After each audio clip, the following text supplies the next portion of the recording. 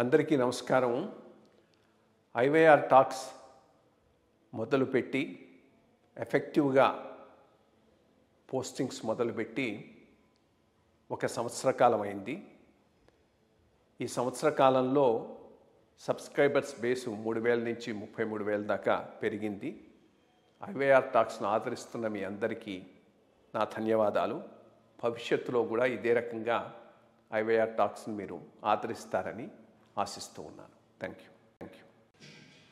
Wall street journalist ఒకడు ఒక ముద్దు పేరు పెట్టాడు ట్రంప్ గారి బిహేవియర్కు, టాకో అని. Trump always chickens out. పెద్దగా మాట్లాడతాడు, గలభా చేస్తాడు, వాళ్ళని థ్రెటన్ చేస్తాడు. వీళ్ళ మీద ఇంకా you will see the tariffs, mother of tariffs అంటాడు. ఎప్పుడు ప్రపంచంలో లేనట్టుగా చైనాను పనిష్ చేస్తానంటాడు, ఇదంటాడు అదంటాడు. చీరా ఫైనల్గా వచ్చేటప్పుడు మియా అంటూ పిల్లిలాగే నక్కుపోతాడు. ఇది మొదటిసారి కాదు, ప్రతిసారి కూడా. పుటిన్ను కలవటానికి పోబోయే ముందు ఐ థింక్ ఆయన గ్రీన్లాండ్స్లోనూ ఎక్కడో కలిసినట్టున్నాడు. పెద్ద స్టేట్మెంట్ ఇచ్చాడు. This will be war of the century, tariffs threaten చేస్తాను, Putin will have to pay, నేను చెప్పిన టర్మ్స్కి ఒప్పుకోకపోతే యుక్రెయిన్ మీద యుద్ధం కొనసాగించాడంటే వీడు అంతు చూస్తాను, ఇదన్నాడు అదన్నాడు, పోయినాడు.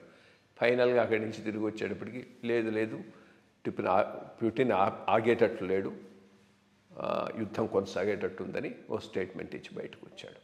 అట్లాగే ఏషియన్ టూర్కు పోకముందు చైనాను వాళ్ళ అంతు చూస్తాను, టారిఫ్స్ వేస్తాను, ఇంకా China will have to come begging, will have to kiss this kiss that అంటూ ఏదేదో మాటలు మాట్లాడి అడిగిపోయినాడు. తీరా అడిగిపోయిన తర్వాత చైనాకు అనుకూలంగా ఉండేటటువంటి టారిఫ్ ట్రూస్ ఒకటి అప్రూవ్ చేసుకొని దాంట్లో ఏదో నేను పెద్ద విజయం సాధించానన్నట్టుగా ట్వీట్లు పెట్టి బయటకు వచ్చాడు. బేసిక్గా చైనా ట్రంప్ను అర్థం చేసుకుంది, చైనా తన బలాన్ని అర్థం చేసుకుంది, దానికి అనుగుణంగా ఒక స్ట్రాటజీ నడిపింది.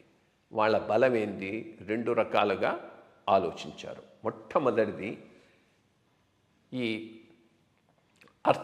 రేర్ ఎర్త్ మ్యాగ్నెట్స్లో మనకు మొనోపలి ఉంది, దీనిని వెపనైజ్ చేద్దాం. సో మొత్తం దాని ఎక్స్పోర్ట్ను స్టాప్ చేశారు. స్టాప్ చేయటంతో ఈ గ్రీన్ ఎనర్జీ బేస్డ్ వెహికల్స్ మిగిలినవి ఏవైనా కానీ అన్నీ స్టాండ్ స్టిల్కి వచ్చాయి. అమెరికన్ ఎకానమీలో ఒక పెద్ద జోల్ట్ వచ్చేసింది. అదొక పెద్ద జోల్ట్ ఇచ్చారు. అంతటితో ఆగలే. ట్రంప్ బేసిస్ ఏంది? ట్రంప్కు ఉన్న పెద్ద base agricultural base, soybean farmers ఒక పెద్ద బేసు. ఈ సోయాబీన్ను పెద్ద ఎత్తున కొంటున్నటువంటి కంట్రీ చైనా. బేసిక్గా వాళ్ళు పిగరీ పెద్ద ఇండస్ట్రీ చైనాలో. పోర్క్ కన్సంప్షన్ మొత్తం వరల్డ్ వైడ్లో ఎక్కువ చైనాలోనే ఉన్నది. దీనికి కావాల్సిన సోయా మీలు, సోయా గ్రెయిన్స్ పెద్ద ఎత్తున కొంటూ ఉన్నటువంటి కంట్రీ చైనా. వాటిని కొనటం ఆపేసింది. దీంతో ఏమైంది? వీడికి ఉన్న ఒక పెద్ద కాన్స్టిట్యుయెన్సీలో దెబ్బ వచ్చింది. అందుకనే ఆ టైంలో ఈ సోయాబీన్ను మన దేశం నెత్త మీద రుద్దడానికి ప్రయత్నం చేశాడు, మనకు ఎక్స్పోర్ట్ చేసి. కాస్త గట్టిగానే ఆ విషయంలో, అంటే చైనా అంత స్ట్రాంగ్ ఎకానమీ మంది కాకపోయినా కానీ స్ట్రాంగ్ లీడర్ ఉండబట్టి మోడీ దాన్ని రిసిస్ట్ చేశాడు. దాంతో మోడీ మీద ఇష్టం వచ్చినట్టుగా ట్వీట్లు పెట్టి ప్రేరేపించి అది చేశాడు ఇది చేశాడంటూ వాడి అక్కసంతా కక్కున్నాడు. కానీ మోడీ కూడా తొణకలేదు. తొణకపోయేటప్పటికి ఏమైంది? సోయాబీన్ ఫార్మర్స్ బ్యాక్లాష్ గట్టిగా తగిలింది. ఎవరికి? ట్రంప్కు. ఈ లోపల బ్రెజిల్ పెద్ద ఎత్తున ఈ సోయాబీన్ను చైనాకు, ఇండియాకు సప్లై చేయడం మొదలెట్టింది.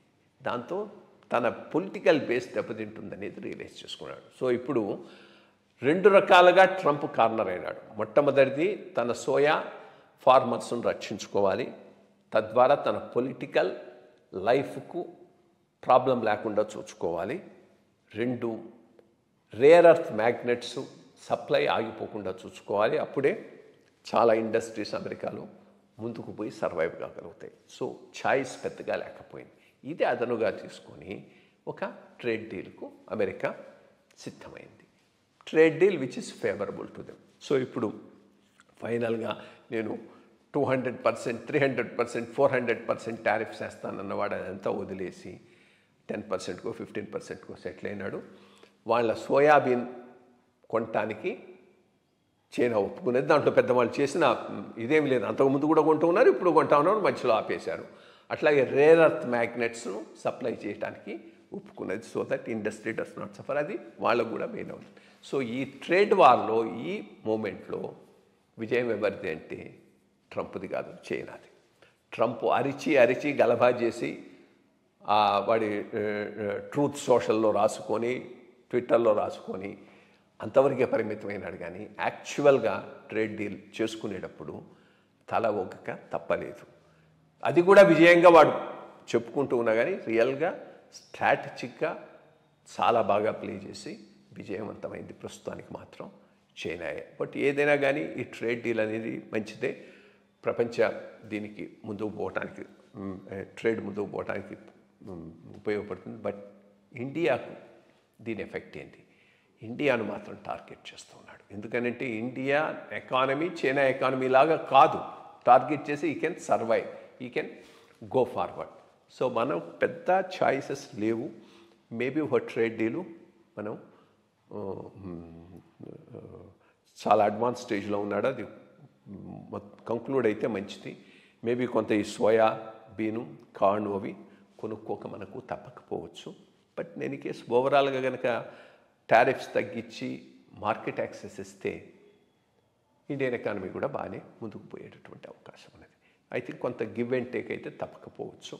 అది మనం ఏదో తల ఒగ్గినట్టుగా కాదు, తల ఒగ్గక కూడా తప్పదు. ఎందుకనంటే ఫైట్ ఎవరు చేయగలడు? స్ట్రెంగ్త్ ఉన్నవాడు చేయగలడు. చైనాకు స్ట్రెంగ్త్ ఉంది, చైనాకున్న స్ట్రెంగ్త్ మనకు లేదు. అది మనం తెలుసుకొని ఏదో ఒక చోట కాంప్రమైజ్ అయ్యి ఒక ట్రేడ్ డీల్ చేసుకోవటం మనకు మేలు.